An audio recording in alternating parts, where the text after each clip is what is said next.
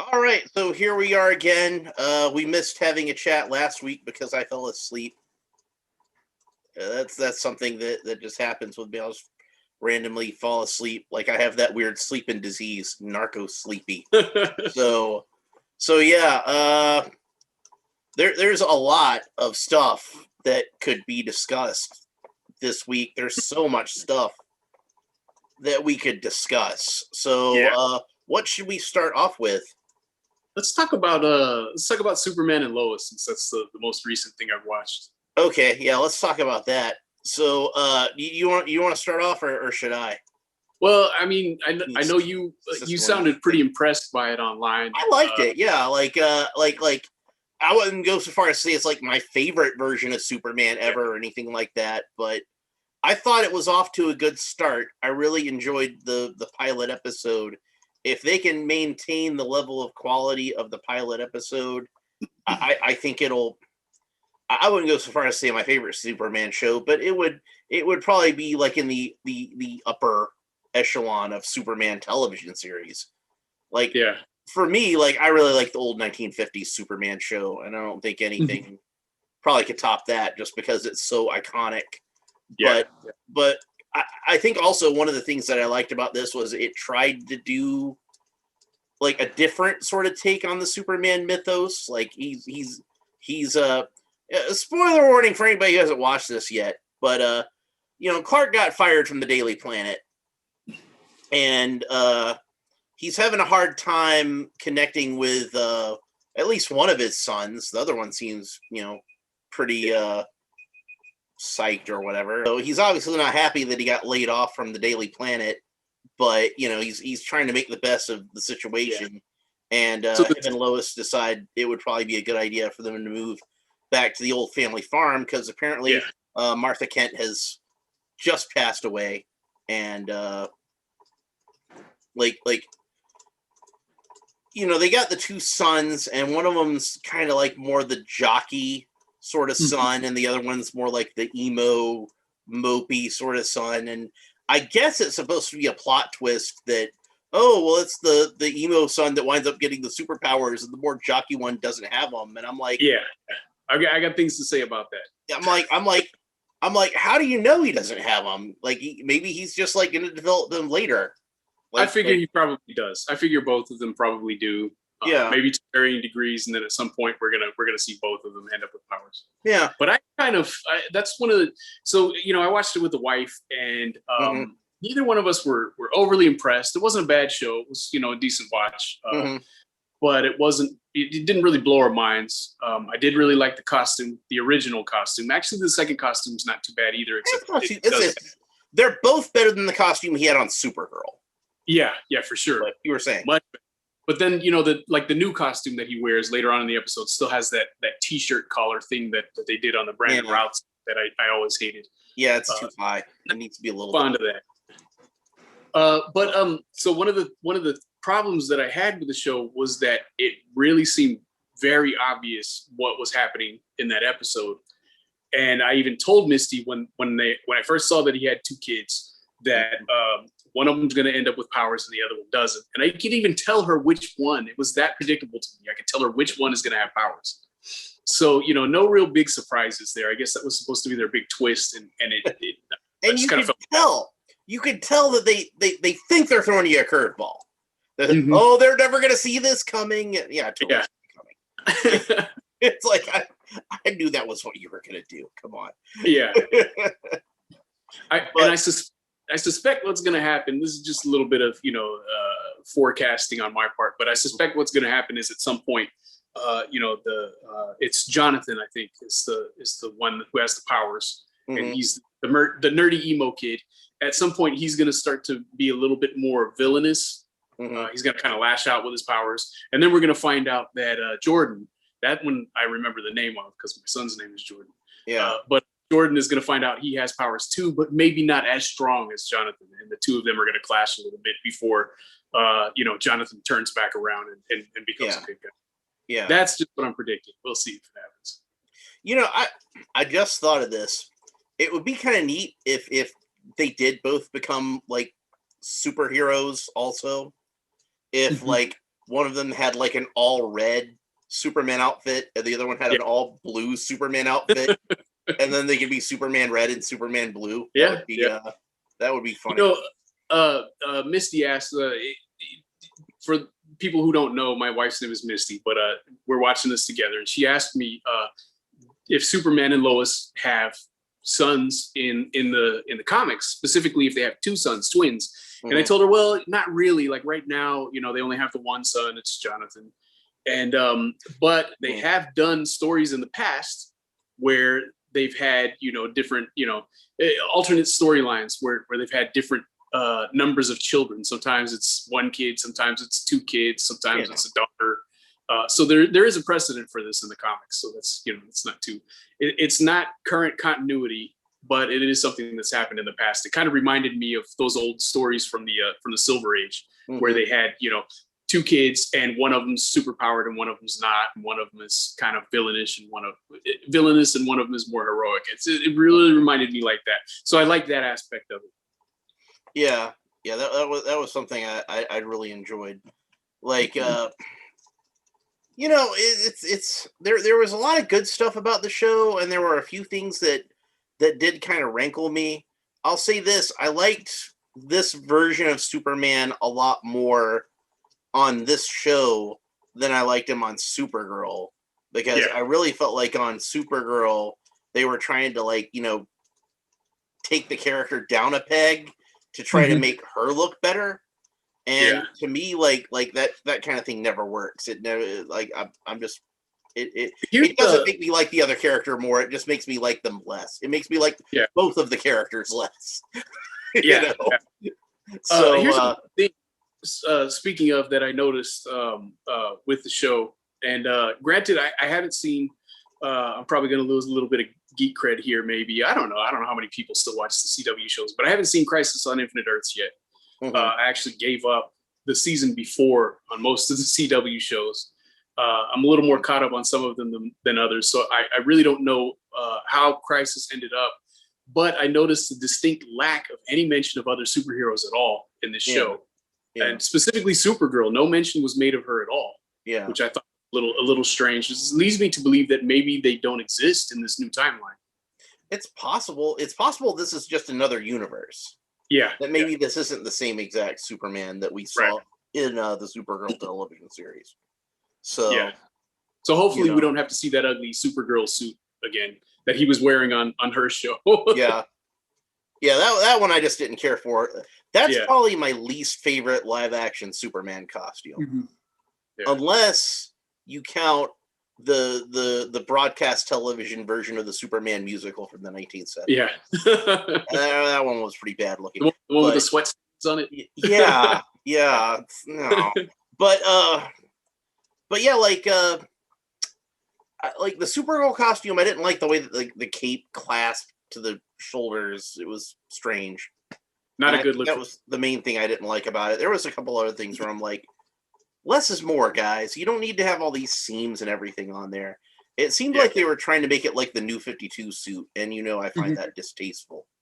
And this one seems more like it's front. It's an affront to geekery. The main Superman suit that he wears through most of the episode seems to be like it's supposed to be more like the the rebirth suit. And that one's not too bad. I like the rebirth suit all right, but man, when I saw that Fleischer Superman costume and how they did such a good job with it, I was like, why isn't that the regular suit? Right? Like, why make the perfect Superman costume for this? And then even if you just wanted that to be like the Superman costume you first started out with, just have the same costume, but make the more traditional emblem and a yellow belt. And that would be perfect. I would be perfectly happy with that. It was perfection. The muscle suit underneath was a little too obvious, which I didn't. But overall, man, I don't know. Well, outside of the Christopher Reeve, I actually thought it looked less obvious with the Fleischer suit. It looked a little more natural. Right. Yeah. So, but I'm sorry, you were saying. I was gonna say something crazy. Outside of the Christopher Reeve Superman suit, I think the Fleischer suit from the beginning of this pilot is probably my favorite Superman suit on film. Mm-hmm. I'll actually go that far. I liked it that much. Yeah, it was a good one. I'm not sure what my favorite Superman suit would be. I think like I oftentimes like think about the George Reeves Superman costume, but the reason like that one's my favorite isn't because like I find it the most aesthetically pleasing or whatever. Excuse me. It's that it seems the most like a costume his mom could have actually made. Right. Yeah. You know, it has like a homemade sort of feel to it, and that gives it kind of a unique charm. Oddly enough, like the Christopher Reeve costume, I don't think that she was supposed to have made. I think he probably just got that at the Fortress of Solitude. Yeah, it seems I like could that be was wrong, the case. but Speaking of what I thought was kind of funny in this show was that they actually did the scene where he the little girl says, or it was a little boy, yeah, little boy or little girl says, "I a like little your boy. suit," and he says, "Thanks, my mom made it." Yeah. And I had to say she's got to be a pretty talented costumer to come up with something like that. Oh yeah, my mom probably could have done it. But, yeah, my mom could. But yeah, like for the most part, like I said, I feel like it's off to a good start. I'm really happy with it. I'm looking forward to seeing where it goes because there's a lot of interesting directions that they could take the show in. So As a different take on Superman and his family, yeah, it was pretty satisfying. It was, it didn't grab me the way I would have liked to, but it's definitely. I'll tune in for the next episode.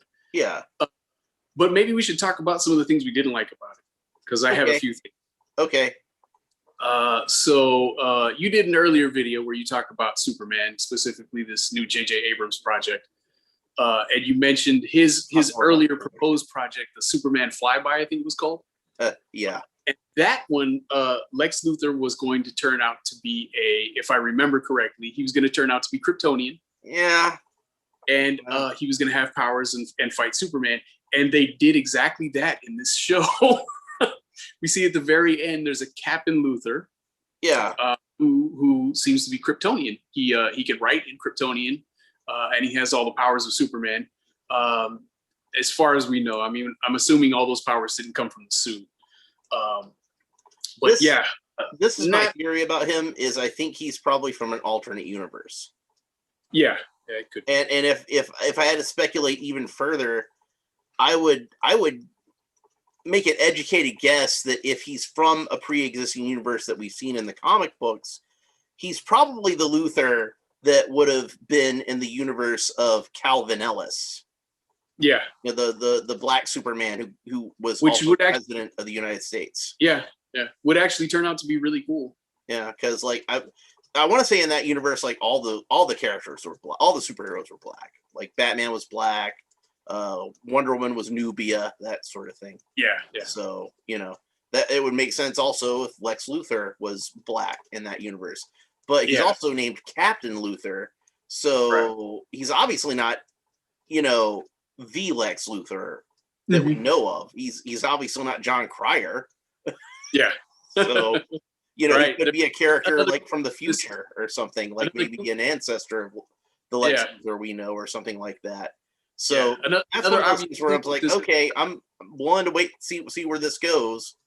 I'm intrigued. Right. I want to see where this goes. So, but honestly, like I thought one of the best things about the Supergirl show was John Cryer as Lex Luthor. So I'll be really disappointed if we don't see him at all. I never got that far with Supergirl, so I haven't seen his performance, but I hear it's pretty good.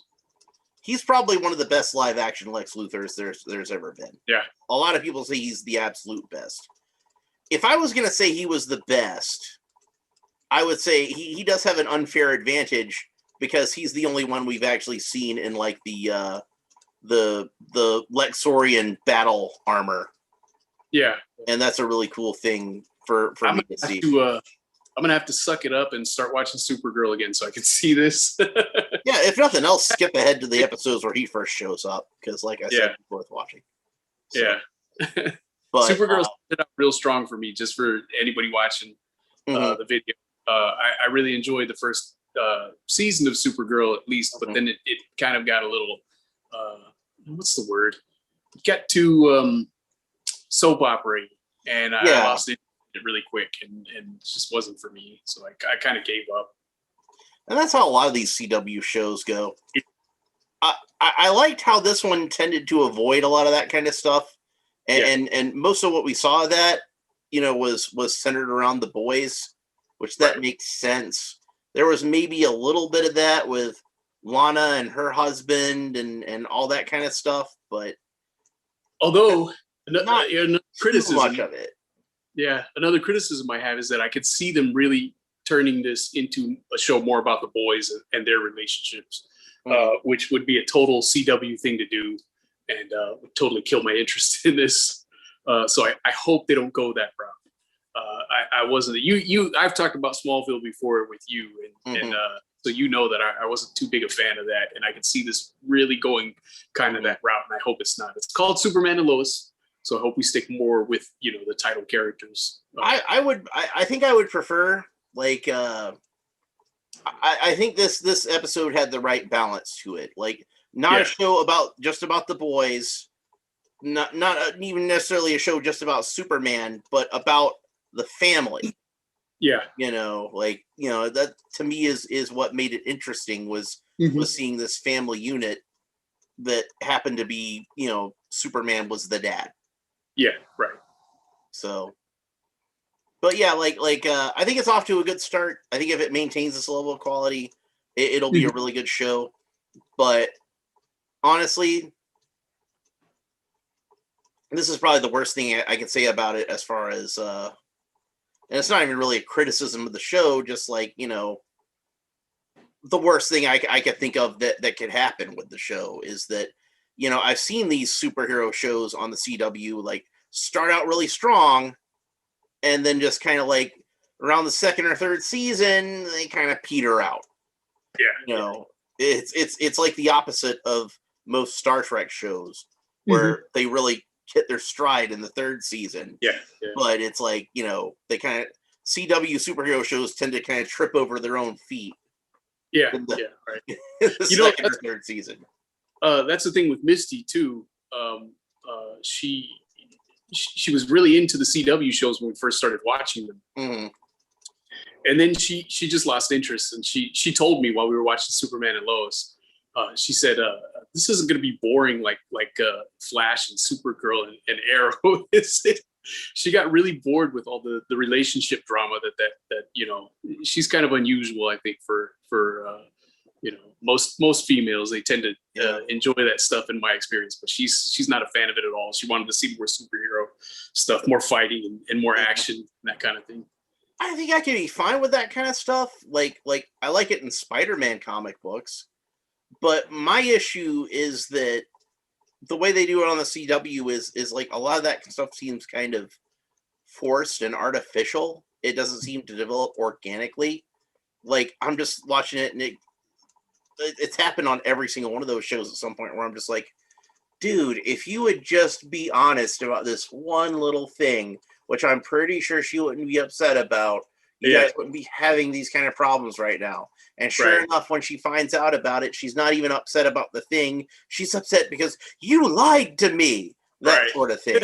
And it's like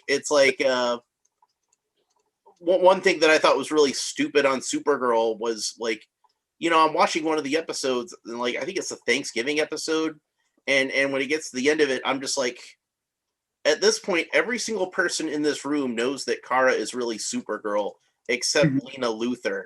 And I guarantee you what's going to happen is when she finds out that Kara is really Supergirl, it's going to be, she's upset because she's been lied to all this time. Yeah. She's not going to be upset that Kara is really Supergirl. She's going to be fine with that. But it's like, how could you not tell me that you were Supergirl? Well, I mean, at least, James Olsen didn't know. No, he knew.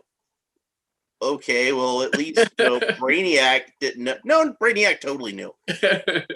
Okay, who didn't know? You're supposed to be your best friend here. Right. Who doesn't know you're Supergirl?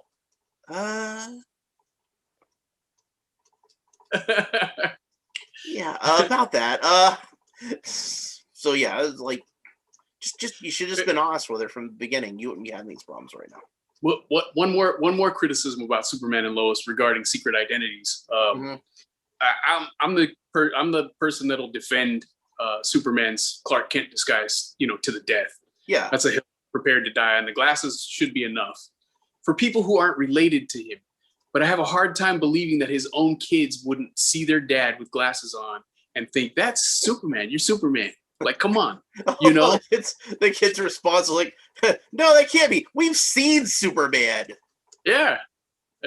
He takes the glass and he's lifting the car, and they're like, whoa, our dad is Superman. Like, come on. Yeah.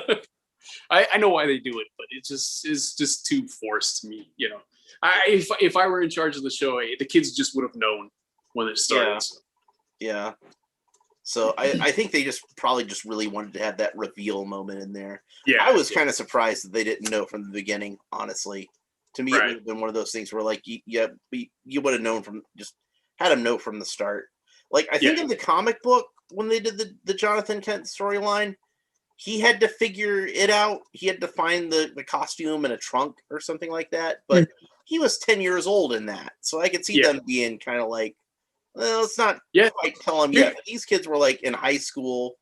They Here's the thing I told Misty. Like, if you have two kids that are potentially, super powered alien beings, and have powers like Superman, you probably want to tell them before they're old enough to sneak out to parties and get drunk. Exactly. And then the party scene happened, and it just kind of proved my point. Womp womp. So, but yeah, a few little flaws like that aside, and things that I might be a little bit worried about. I think they're off to a good start. I'm looking forward to seeing where it goes. So, tentative thumbs up from me on this show. At least I'll give a thumbs up to that episode. Yeah, I'll give it a thumbs up too. I wasn't, as impressed, I think, as you were, but it was enjoyable, and I'll show up for the next episode. It's got room to grow. It's got room to grow. Yeah. So,